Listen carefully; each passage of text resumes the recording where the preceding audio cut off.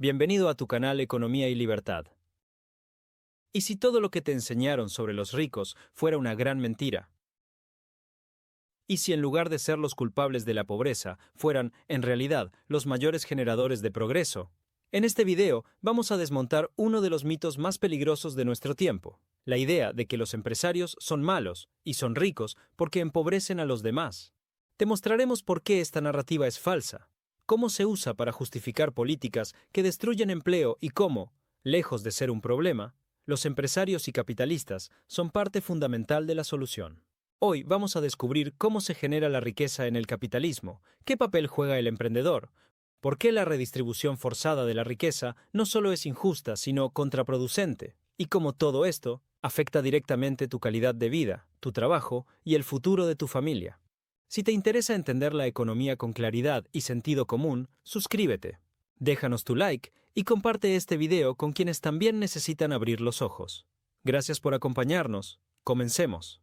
Los ricos no te quitan, te generan oportunidades. Solo hay 3 formas de ganar dinero: trabajar para un empresario, convertirte en empresario o vivir como un parásito de alguien más, del Estado, por ejemplo. Cuando la izquierda habla de los ricos, no se refiere a un grupo específico ni claramente definido. Es un término abstracto, emocional y políticamente útil.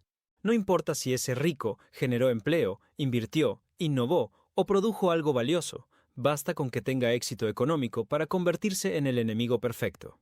Y esta narrativa de que los ricos son culpables de la pobreza de los demás parte de un error fundamental: creer que la economía es un juego de suma cero. Como decía Friedrich Hayek, la riqueza no se reparte, se crea. El empresario que se enriquece lo hace, generalmente, porque logró ofrecer a millones de personas algo que necesitaban al mejor precio posible. Amazon, por ejemplo, no obligó a nadie a comprar, simplemente ofreció un servicio tan útil y eficiente que millones lo prefieren.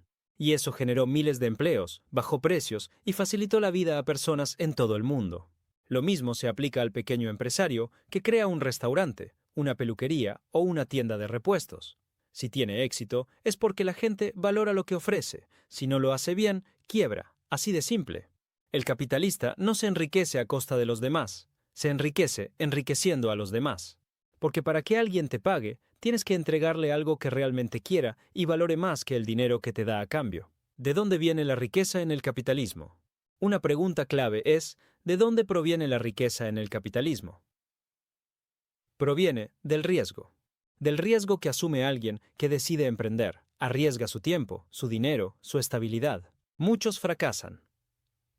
Como recordaba Jesús Huerta de Soto, el mercado es un proceso de prueba y error. La mayoría de los emprendedores quiebran una o varias veces antes de encontrar el éxito. Por eso no todo el mundo es empresario, porque no todos tienen el coraje de asumir ese nivel de incertidumbre. Pero cuando uno de ellos da en el clavo, cuando logra satisfacer las necesidades de la gente, se convierte en lo que podríamos llamar un benefactor social. Genera empleos, activa sectores, multiplica la productividad. Y aquí está lo importante: en una sociedad libre, todos los trabajadores pueden convertirse en emprendedores si lo desean. Nadie está atado. Muchos trabajadores empiezan desde abajo, aprenden, ahorran y terminan montando sus propios negocios. Pero quienes deciden seguir como empleados también aportan inmensamente, y lo hacen de la forma más digna que existe, trabajando y ganándose el pan con esfuerzo. El ejemplo del tractor y la productividad real. Miguel Ancho Bastos pone un ejemplo que grafica esto de forma brillante. Imagina un campesino latinoamericano cavando con una pala, y ahora compáralo con un agricultor suizo conduciendo un tractor de última generación. ¿Quién va a producir más? ¿Quién va a tener más tiempo libre, menos desgaste físico y mejor calidad de vida? Obviamente, el suizo. ¿Y por qué? Porque alguien, un capitalista, puso ese tractor ahí. Porque hubo inversión, acumulación de capital, innovación tecnológica. En cambio, en muchos países pobres, esa inversión nunca llega porque los políticos han creado un entorno hostil para el capital. Y aquí está la clave. La diferencia entre un país desarrollado y uno pobre no está en la gente, está en el capital disponible por trabajador. Cuanto más capital, máquinas, tecnología, herramientas tenga un trabajador, más va a producir y, por tanto, más va a ganar. Es así de sencillo. Por eso no es casualidad que en Estados Unidos un operario pueda ganar 4 o 5 mil dólares al mes, mientras que en Venezuela, con suerte, llega a 100. La productividad hace la diferencia. Y la productividad depende del capital, no de discursos políticos. Redistribución forzada, inmoral y contraproducente. Aquí entra el otro gran engaño, la idea de que el Estado debe redistribuir la riqueza para lograr justicia social. Pero lo que hace en realidad es quitarle por la fuerza a quienes generan riqueza para repartirlo, no entre los más necesitados, sino muchas veces entre los más cercanos al poder. Como explica Javier Milei, la redistribución no es otra cosa que un robo legalizado. ¿Por qué? Porque si alguien trabaja, arriesga, invierte y genera, y otro le quita parte de eso a la fuerza para dárselo a un tercero, eso es inmoral. Rompe con la base del respeto a la propiedad privada. Y más allá de lo ético, está el efecto económico. Si un empresario sabe que le van a quitar una gran parte de lo que genere, tendrá menos incentivos para reinvertir. En cambio, si se le permite conservar más capital, podrá reinvertirlo, mejorar sus procesos, adquirir más maquinaria, pagar mejores sueldos. Porque a mayor productividad, mayor salario real. El salario no sube por decreto, sube cuando el trabajador produce más valor por hora trabajada. Y si la presión fiscal y regulatoria se vuelve insoportable, ese capitalista simplemente se irá. Buscará otro país donde haya más libertad.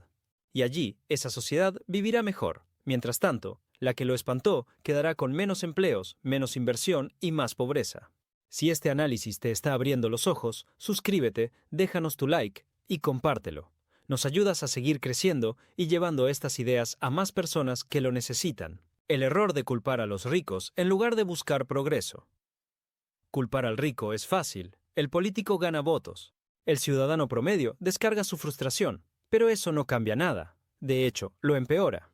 Porque mientras estás ocupado odiando al que tiene, estás olvidando cómo hacer para tener tú también. En los países ricos no hay odio hacia el que más tiene.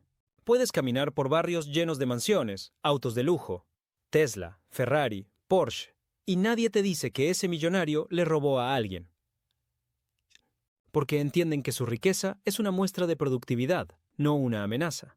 Y entienden también que su presencia mejora todo, genera empleos, impulsa el consumo, aporta a la comunidad.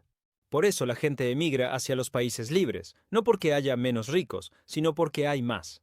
Porque donde hay más capital, hay más posibilidades de crecer, de progresar, de tener una buena vida sin tener que depender del favor de un político. El camino a una sociedad próspera y digna. La verdadera justicia no está en quitarle a unos para darle a otros. Está en permitir que todos puedan avanzar, que el que produce, conserve, que el que trabaja, prospere, que el que arriesga sea recompensado si tiene éxito, que el que fracasa tenga otra oportunidad. Eso solo es posible en un sistema libre. La libertad económica, como demuestran los estudios de la Heritage Foundation y otros, está estrechamente ligada con mayor esperanza de vida, mejores niveles de salud, educación, ingresos y bienestar general. No porque la libertad mágicamente lo resuelva todo, sino porque permite que cada persona despliegue su potencial sin trabas. El problema no es que existan ricos. El problema es cuando se impide que los demás puedan prosperar. La solución no es repartir lo que hay, es multiplicarlo. Y eso solo se logra defendiendo el derecho a producir, a emprender, a conservar lo propio y a vivir del fruto del propio esfuerzo. El valor social del empleador y la libertad de elegir. En toda esta ecuación, rara vez se valora el rol fundamental que cumple el empleador. En un país libre, el empleador no solo arriesga su capital, sino que crea las condiciones para que cientos o miles de personas encuentren un sustento digno. Cuando una empresa prospera, no solo gana el dueño, ganan los trabajadores, los proveedores, los clientes y hasta el Estado que cobra impuestos sobre la actividad productiva. Muchos trabajadores no desean emprender, y eso está bien. No todos tienen la vocación, el aguante o la tolerancia al riesgo que implica iniciar un negocio. Pero en las economías libres, ese trabajador accede a un salario digno, a estabilidad y a calidad de vida. En lugar de preocuparse por si podrá comer al día siguiente, puede pensar en cambiar de auto, pagar la universidad de sus hijos, ahorrar para el futuro. Esa es la diferencia entre vivir para sobrevivir o vivir con dignidad. Y si en algún momento desea emprender, lo puede hacer.